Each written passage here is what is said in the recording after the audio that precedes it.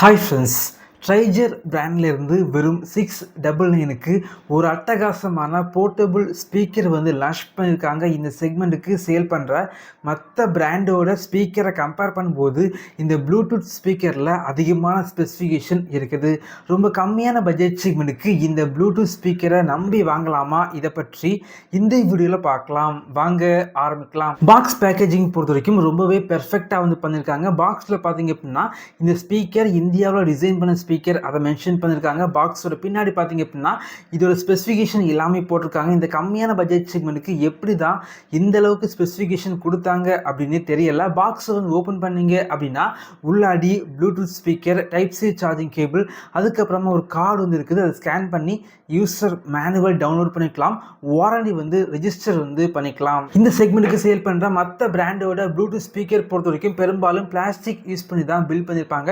Quality கொஞ்சம் ஆவரேஜாக தான் இருக்கும். பட் இந்த ப்ளூடூத் ஸ்பீக்கர் பொறுத்த வரைக்கும் ரப்பர் ஃபினிஷில் பண்ணியிருக்காங்க. ரப்பர் ஃபினிஷில் இருக்கனால ஈஸியாக டேமேஜ் ஆகாது. அது மட்டும் இல்லாமல் அதிகமாக ஸ்க்ராட்ச் உங்களுக்கு ஆகாது.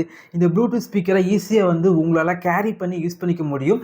இந்த ப்ளூடூத் ஸ்பீக்கரில் மொபைல் ஹோல்டர் இருக்கனால நீங்கள் இந்த ப்ளூடூத் ஸ்பீக்கரை உங்களுடைய மொபைலில் கனெக்ட் பண்ணி வீடியோஸ் உங்களால் பார்க்க முடியும். பார்க்குறதுக்கு ரொம்பவே நல்லா இருந்துச்சு அப்படின்னு சொல்லலாம். இந்த ப்ளூடூத் ஸ்பீக்கர் ஃப்ரண்டில் இருக்குது. RGB லைட் பின்னாடி வச்சுருக்காங்க.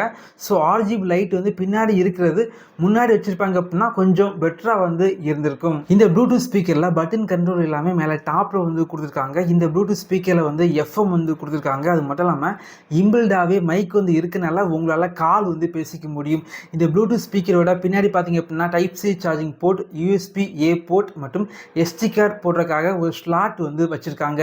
இதோட பேட்டரி லைஃப் பொறுத்த வரைக்கும் 8 மணிக்கு ப்ளே டைம் உங்களுக்கு கிடைக்குது. 10 வாட்ஸ் அவுட்புட் இருக்குது. ஸோ சவுண்டோட குவாலிட்டி எப்படி இருக்குது அதை செக் பண்ணி பார்க்கலாம்.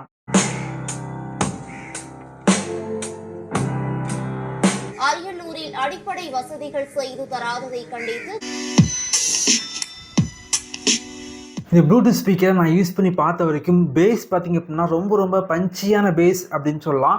சாங்ஸ் எல்லாம் கேட்குறதுக்கு ரொம்பவே நல்லா இருக்குது அப்படின்னு சொல்லலாம்.